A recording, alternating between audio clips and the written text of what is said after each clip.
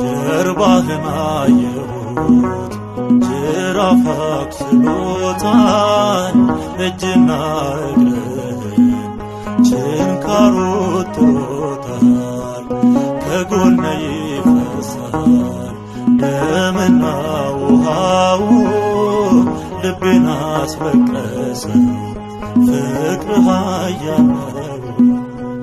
የሾህ አክሊል ከራስ ላይ ያለው የእውነተኛው ፍቅር ምስክር ነው። ተስሎብኝ ደም ያጠበው ገጽ አይጠፋኝም ያቃሰትከው ድምፅ